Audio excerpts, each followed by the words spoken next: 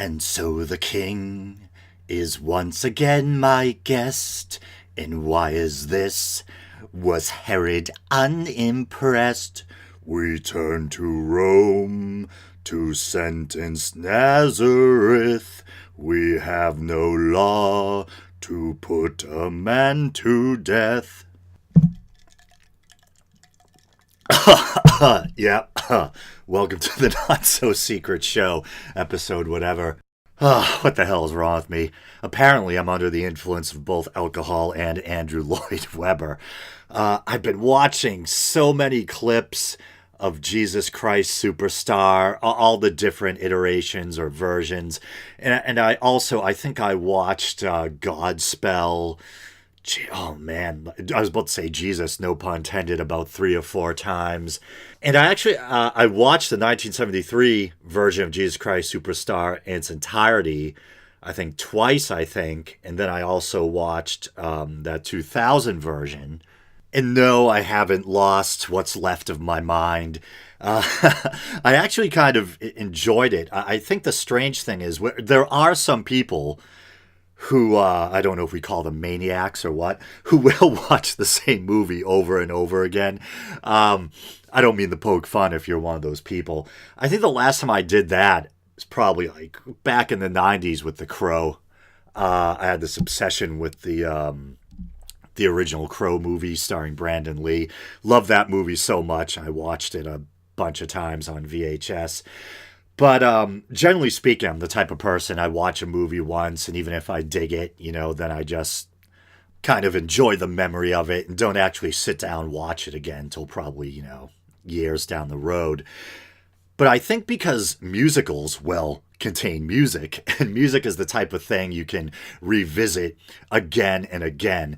And I'm a music junkie. I absolutely love music. I think my personal digital library on my computer, my music library is probably like 60 gigabytes or something crazy like that. A good deal of it legally purchased through like iTunes and Amazon or whatever. A lot of it is just, CDs I ripped. And then I remember the good old days of Napster, etc. But yeah, I've always absolutely loved music since I was a little kid. And I think you can sometimes kind of OD on music. I'm the type of person, I go through phases. I'll be in the mood to listen to a certain artist or a certain song, and I'll listen to it on the way to and from work or whatever. And it's almost like eating too much ice cream. Even though you love it, you do eventually reach your limit, and you almost feel nauseous, like you're just overly sated or whatever.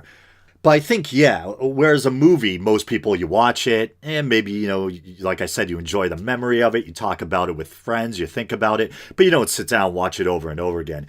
But because I think songs and, say, music videos invite repeated revisiting, if that makes sense, or the type of media that you can return to over and over again frequently, that makes musicals and rock operas and that kind of thing the type of thing that you can also kind of revisit more frequently than, say, a standard movie or whatever.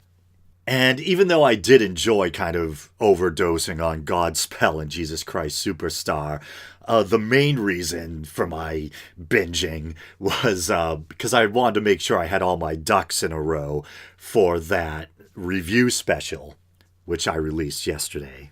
And speaking of that, I think there were a couple of corrections I wanted to make. And actually, they just kind of kill two birds with one stone. I might actually release a preview of this bonus episode that contains the corrections. Lazy bastard. So I don't have to worry about remembering to address them next week. So yeah, I don't know. Maybe I'll make it like a 10-minute preview or something like that. And man, yeah, I just popped a kratom, and I popped two Aleve earlier, about an hour ago or so.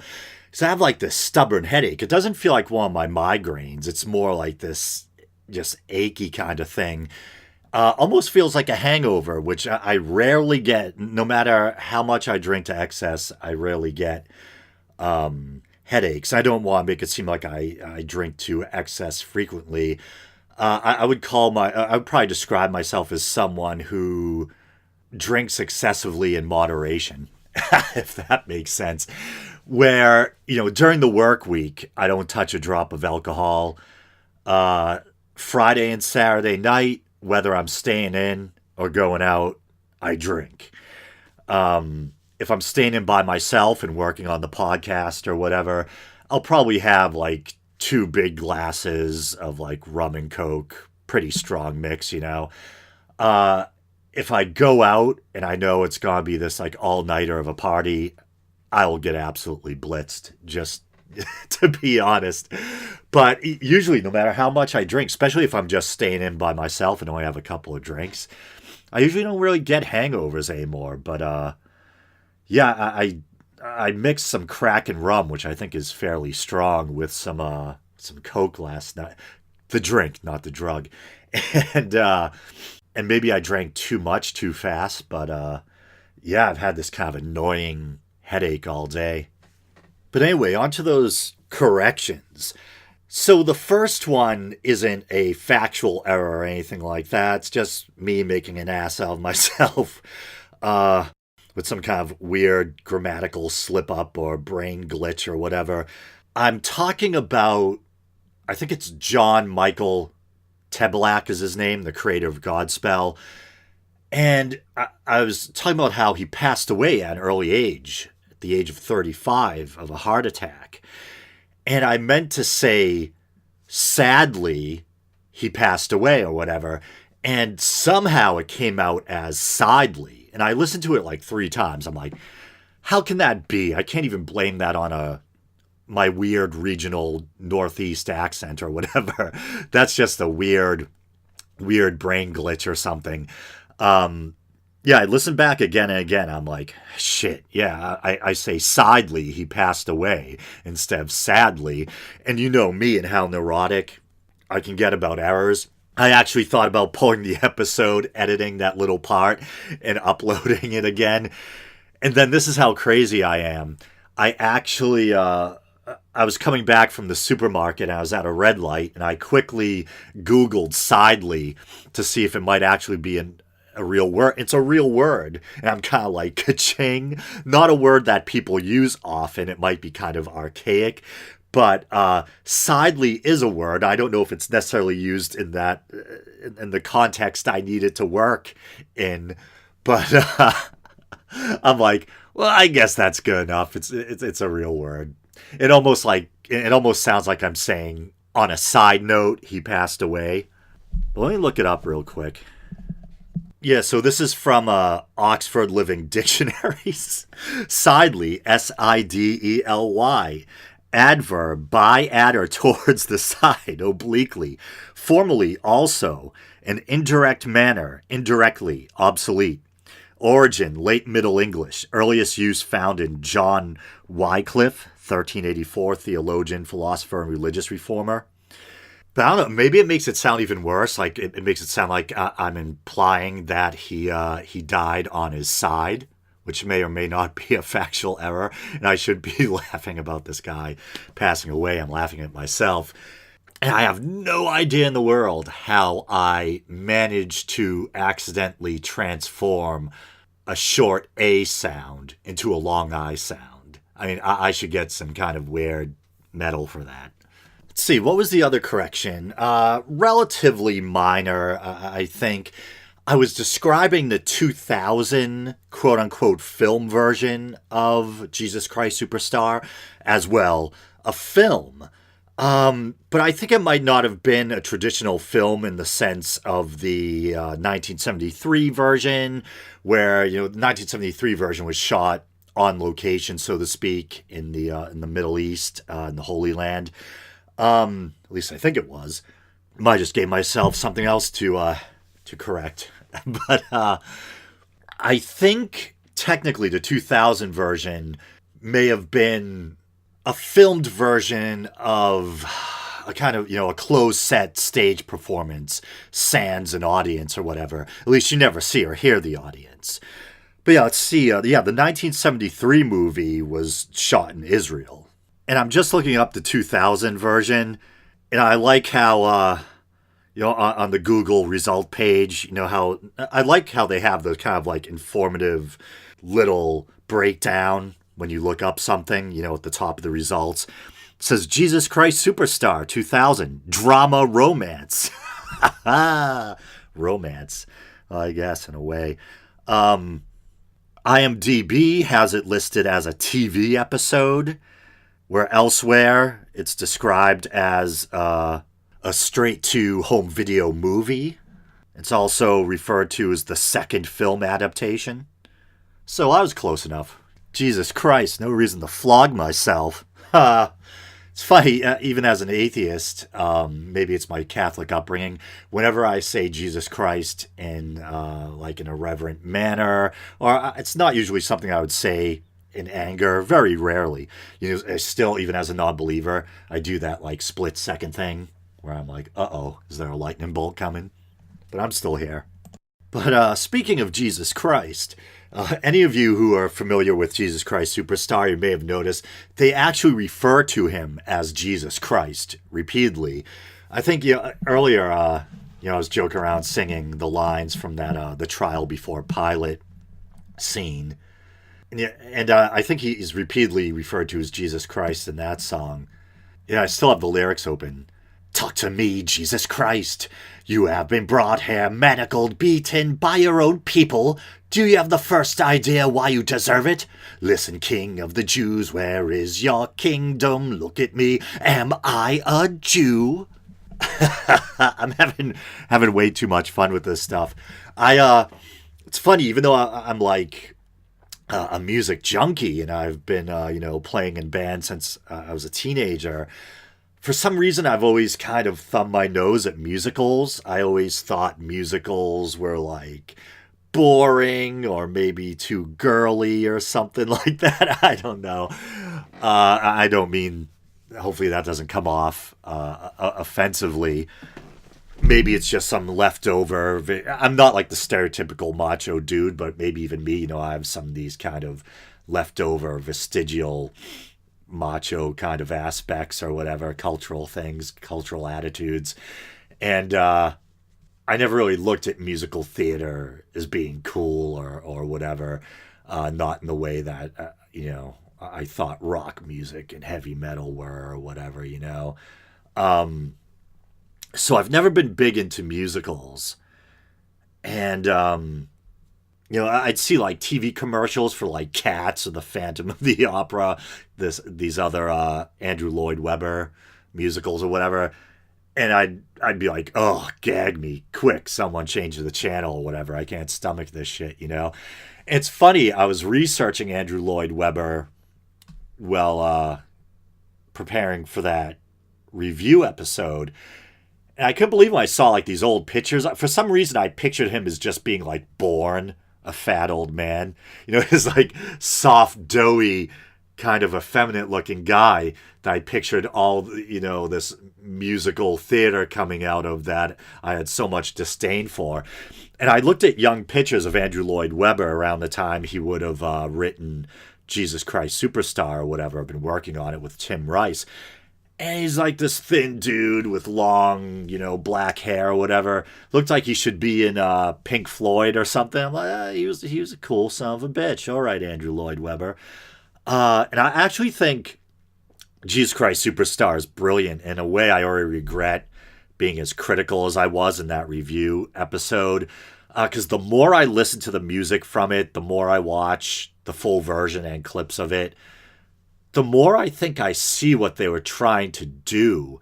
And even though I could see how from a believing Christian point of view, it might be kind of offensive, or some of my critiques might hold, like the Jesus character isn't fleshed out enough.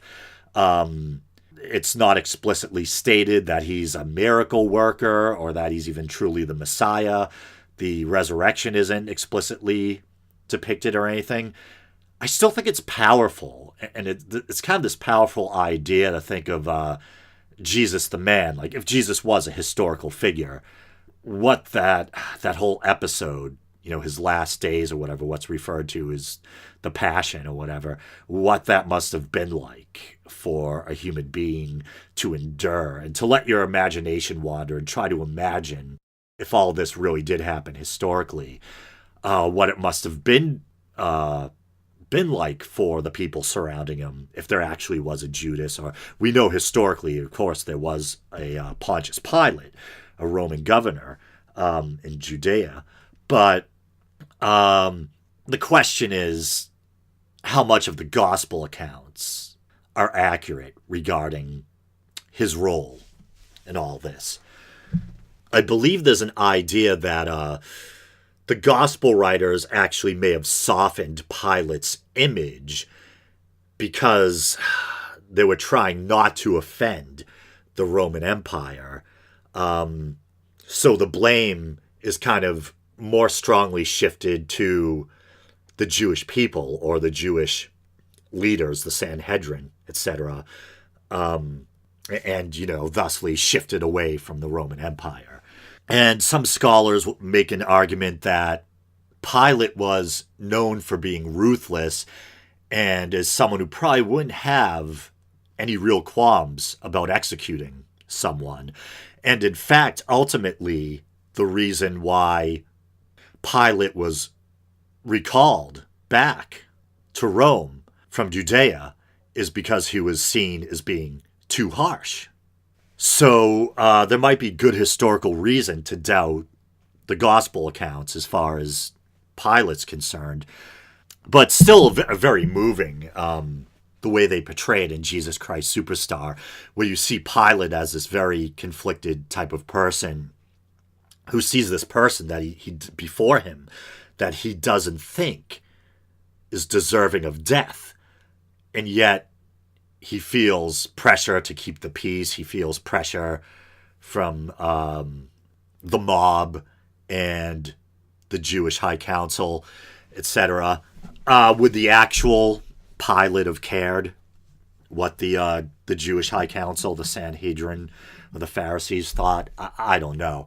I guess there's a chance, even if Pilate was someone who could be ruthless and have no qualms about quickly and violently stamping out uprisings or executing criminals, I guess it's not beyond possibility that he may also just had some kind of inkling of justice or some kind of fair streak in him, or just a logical approach to things that made him say, well, okay, I need a crime. Why exactly do you want this guy to be crucified? So who the hell knows what really happened? You know what I mean? But I think there are scholars who are skeptical of very skeptical of the biblical depiction of Pilate. And it does seem that the gospel writers may have been, once again, trying to soften his image so they wouldn't be seen as an enemy. So Christianity, this budding Jesus movement or whatever, this movement wouldn't be seen as a threat or an enemy of the empire, to or of the empire. But yeah, it reminds me of Bart Ehrman. Bart Ehrman has that joke about how, there are some people who seem to think that Jesus' last name was Christ. And he makes the joke about Jesus Christ, son of Mary and Joseph Christ, or whatever. And Christ it's from the Greek Christos, which a lot of you probably already know, for anointed one. And so it's on par with the Jewish or Hebrew word Messiah. What's the original version of it? Mashiach, something like that. Yeah, but I found myself wondering if Andrew Lloyd Webber, Tim Rice, whatever, the creators of Jesus Christ Superstar, realized that he wouldn't have been called Jesus Christ in his in his actual lifetime or whatever. I'm willing to give them the benefit of the doubt that they did, and they may have just, the phrase, the name, whatever, Jesus Christ, is so powerful that they may have decided to include it for dramatic effect.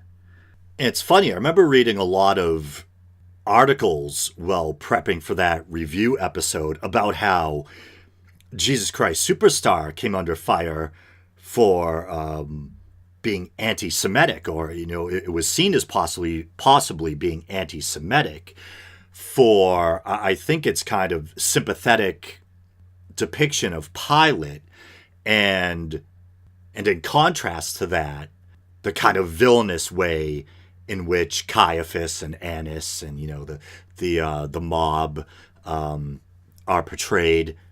And I think what I found strange about that is I figured that Jesus Christ Superstar would be so controversial for a slew of other reasons that people wouldn't, have been focusing on that.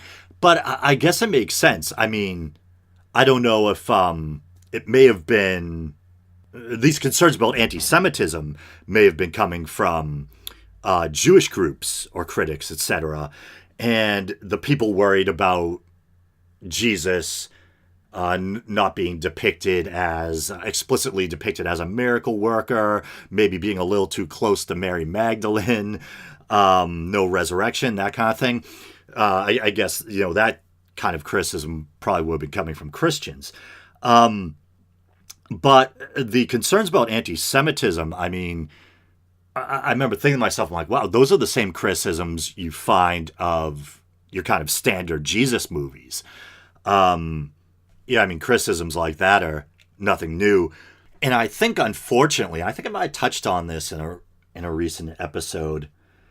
I think that's kind of baked into the cake in a sense, where I talked about, this kind of progressively, what may be interpreted as being a kind of anti-Jewish tone throughout the Gospels, especially by the time, you get around to John or whatever.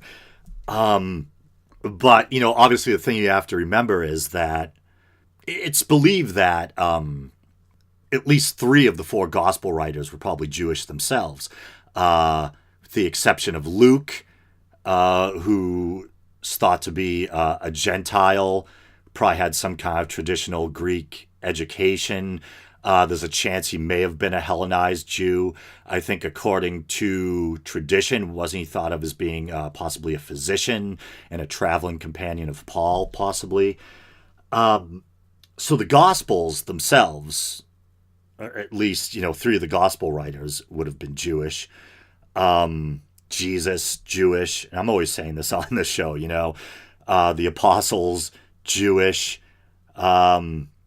The other positive and most of the other positive and sympathetic figures in the New Testament, the women at the tomb, Mary, the mother of Jesus, Mary Magdalene, Nicodemus, Joseph of Arimathea, also members of the Sanhedrin, I believe, all Jewish.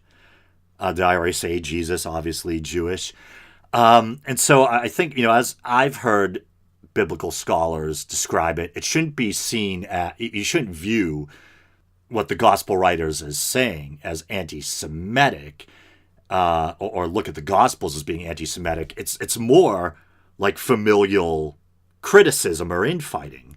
The Jesus movement was a Jewish movement, but unfortunately, I think that tone that we do find in the Gospels, where the lion's share of the blame is laying at the feet of the Jewish leaders, etc.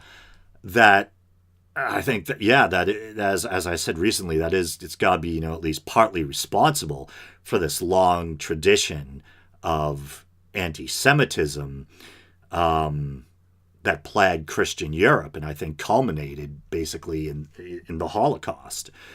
But yeah, I didn't necessarily think Jesus Christ Superstar was anti-Semitic, or that there was any reason to be more concerned with it than other Jesus movies regarding anti-Semitism or whatever, fears of anti-Semitism.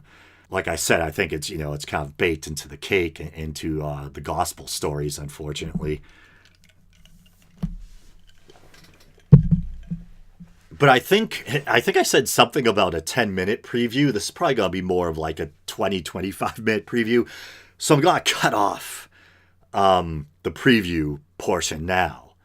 And from here on out will be for the Patreon supporters. I think I'll probably go on for at least another hour or something. Okay.